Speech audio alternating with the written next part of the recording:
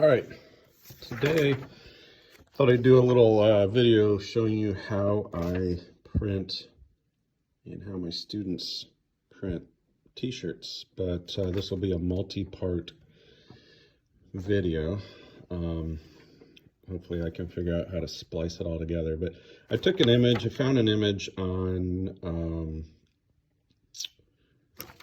the Google, and what I did was, in order to find that image, go here. I always search. Here's a little hint when you are trying to find an image of good quality to use for something. I typed in Keebler elf, and then what I did was clicked on over here tools, or excuse me. First I clicked on images, then I clicked on tools, and you'll get a pop-up over here. And this is the image size that you're looking for. So if you want a higher quality, click on that large, and you'll get your image return will be higher pixel count images, which are better for converting into a vector file. And let me just quick go over what a vector file is. A vector file is used in graphic design for creating images that are, whoa, what's updating there?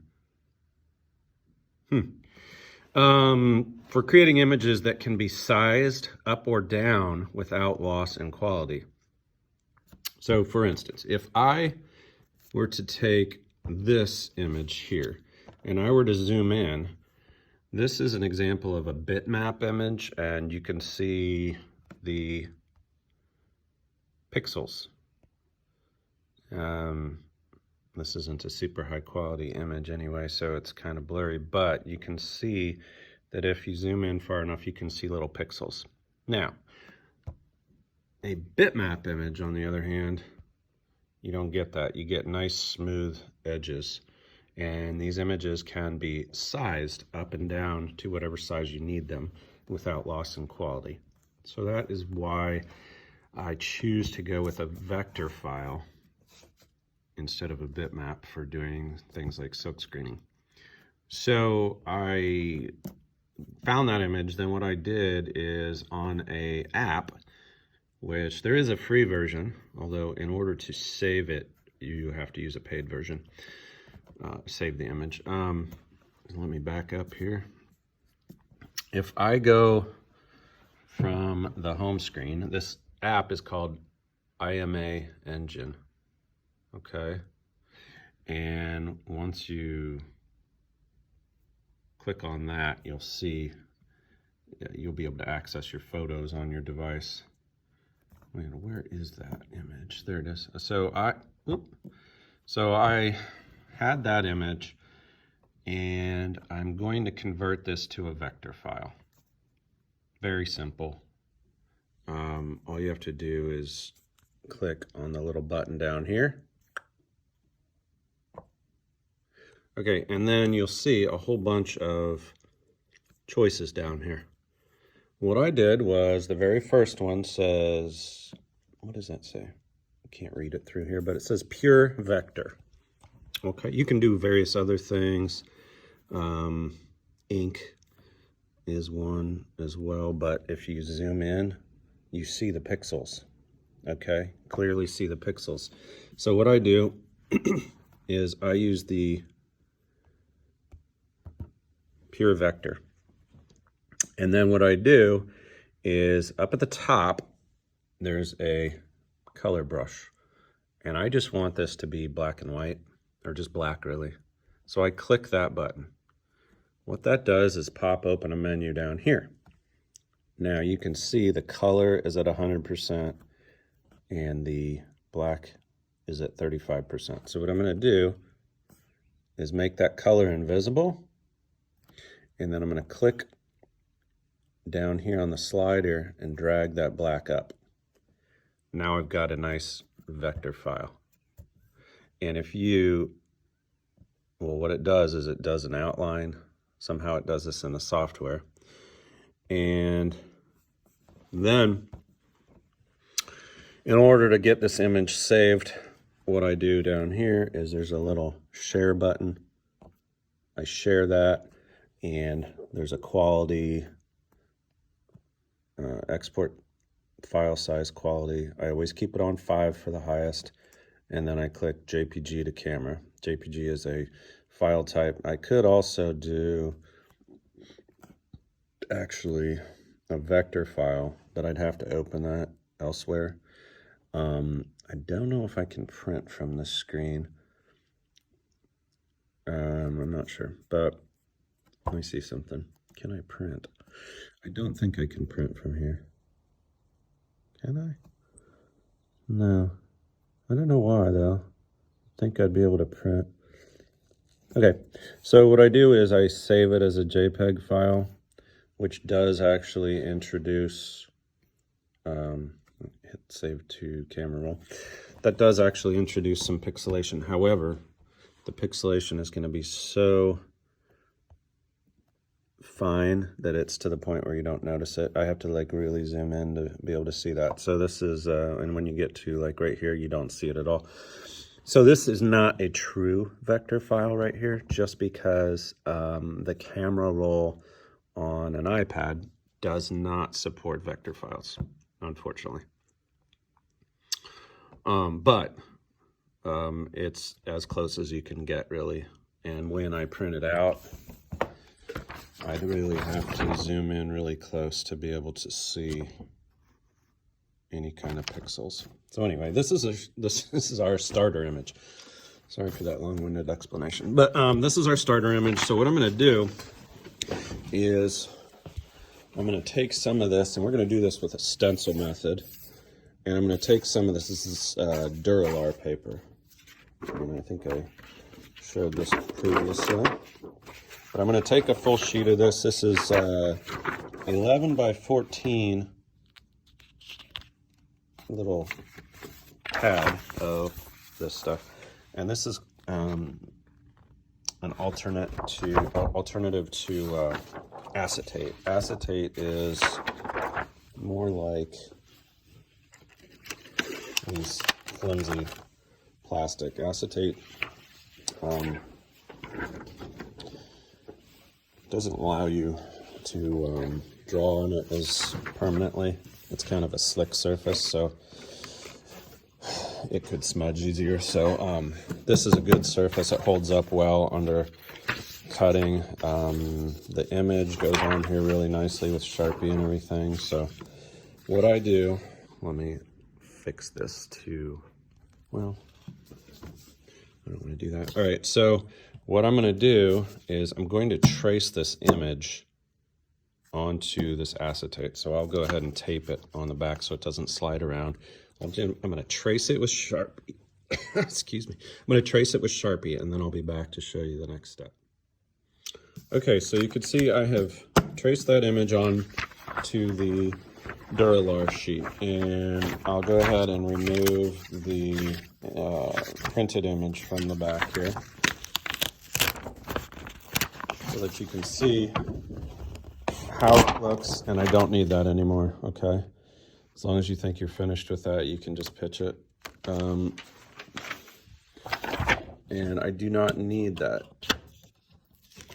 as reference or anything at this point, because I'm just going to do a one-color image. And I could do multiple color, but I would have to cut more than one stencil, and at the moment I don't really think that's necessary for this image. Now you can also tell that I did make some choices on so you can see some differences. I didn't trace precisely, so you can see those lines on his face. I didn't want those on there. And there are some other smaller details, and it was hard to do some of these.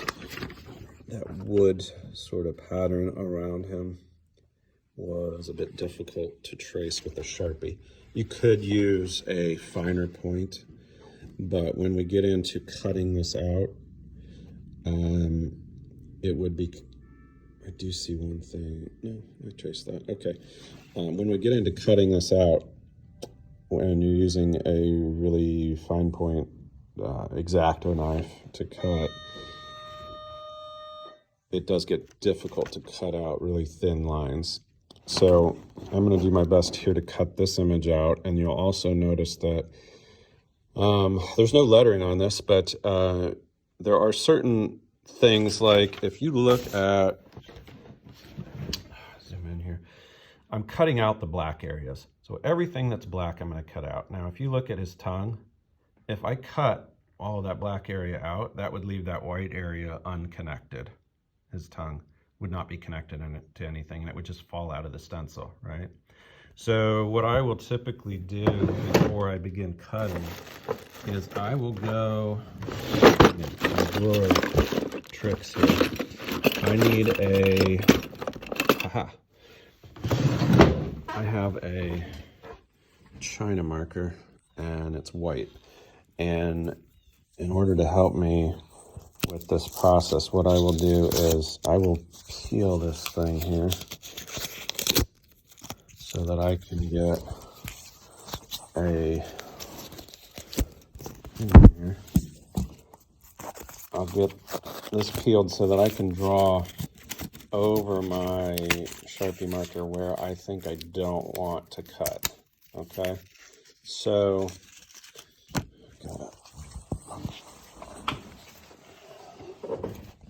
got this. I'm going to take a X-Acto knife and I'll go ahead and sharpen this.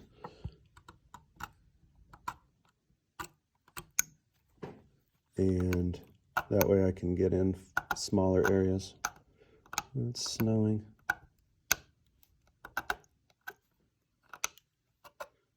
I could probably just do this in a pencil sharpener, but in my experience, it just kind of crumbles, so I don't really want to do that. But so I need to make, and I just call it a bridge, I need to make sure that I do not cut all the way around that white tongue there. So what I'm going to do is, I'm trying to think the best spot, probably right there, to make a little bridge so I don't accidentally cut. And I just want to make sure I don't cut over that white part. And I can, if I had a whiteout pen, I usually use that because that works better. But, and I just broke my China marker. So there. So I made a little mark there. That's just a note to myself not to cut past that white line. You can see I have that problem with the eyes as well. So what I'm going to do is I'm going to go ahead, mark this up, and then cut out the stencil with a X-Acto knife. You need a sharp blade for this, and you need a cutting board underneath it. So I've got a cutting board in my classroom that I'll set underneath this as I'm cutting, and this will take a while to cut out. So don't think this is like a 10-minute process. It took me probably a good 20 minutes to trace this in Sharpie, and it'll take me, I would say, at least an hour probably to cut all this out if I'm being careful and everything. So I'm going to go ahead and do that now, and then I'll be back once that is finished. Okay, so I am getting part way to the end goal of having this cut out. It's probably taken me a half hour just to cut out those little spots so far. So you can see it takes quite a while, especially when you're holding a tool kind of this small and you have to squeeze it tight and put pressure on it to cut through. Your hand gets tired, your finger gets tired, so you got to take breaks. Also, you do not want to be using something like this at home or anywhere without supervision by a parent. If you are under the age of 18, make sure that you are always get permission before you try anything like this outside of school without supervision, because you do not want to cut yourself with this. Okay, but you can see where I did find a paint marker, so I could mark those little spots that I needed to make sure I didn't cut through. That China marker just was not dark enough to be able to see. There may be a couple other spots that I might need to check as I'm going through this, but I think the rest of it is okay the way that I traced it. Like, see, I didn't trace all the way up to the hand right here so that I would be able to have still like a framework to hold everything in place. But making progress, and we'll be back when I'm finished. Okay, I've got my stencil all cut out. Took me a little longer than I wanted, but that's because I had such small areas that I wanted to make sure I did a good job on this. There's a few things I didn't cut out. You can see these little black areas. I didn't feel like that added anything to the image, so I just left those alone. One thing I will tell you about when you're using if you intend to make a t-shirt or any kind of artwork that you're doing, that you're using something from the internet with that trademark or copyright, is do not ever try to sell it.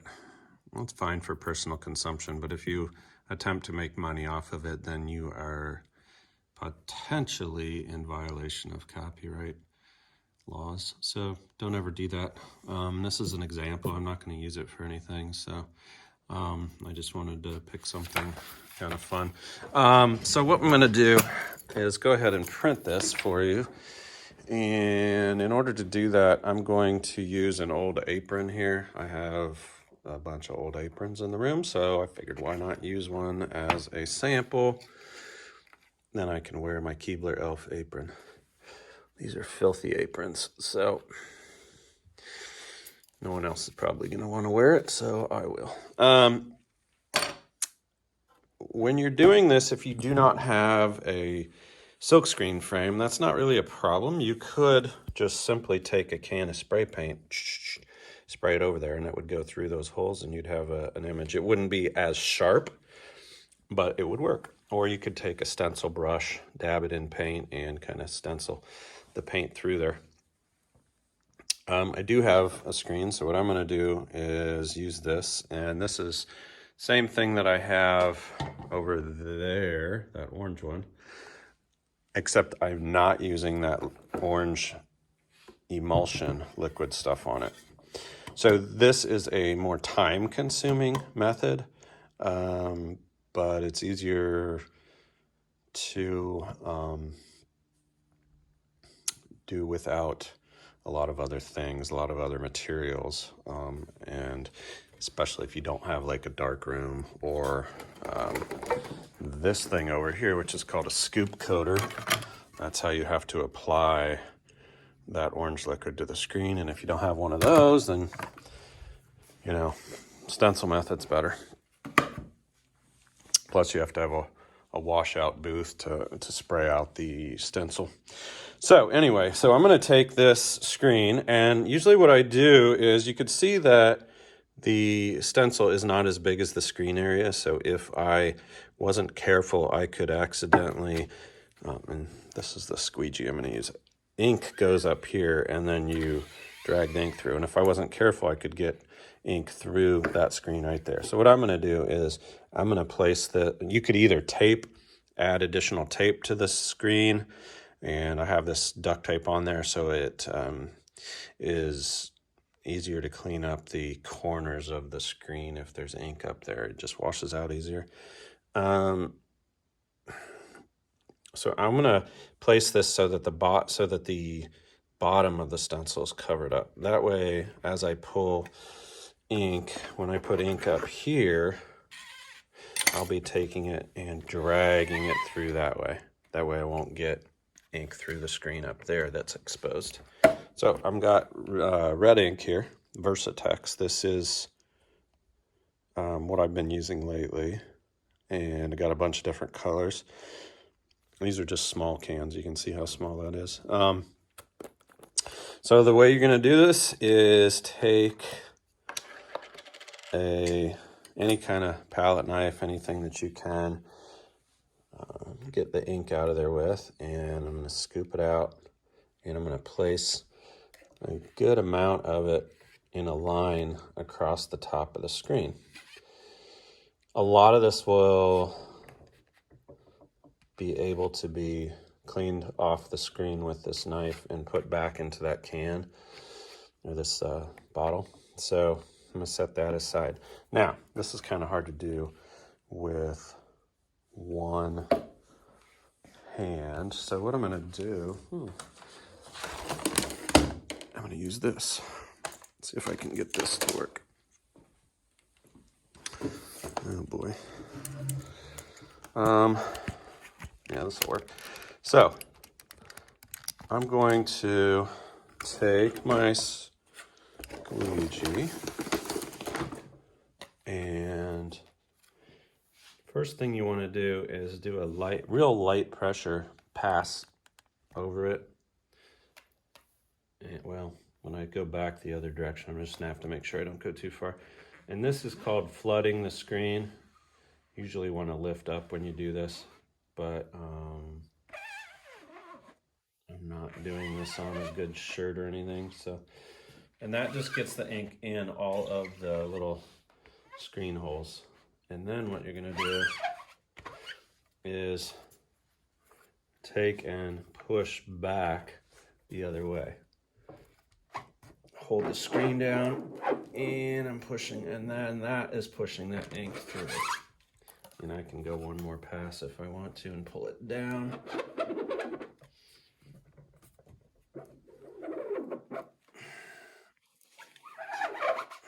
And you see a lot of that ink accumulates on the edge of the squeegee, so you just simply take it like that and scoop it back into the bottle.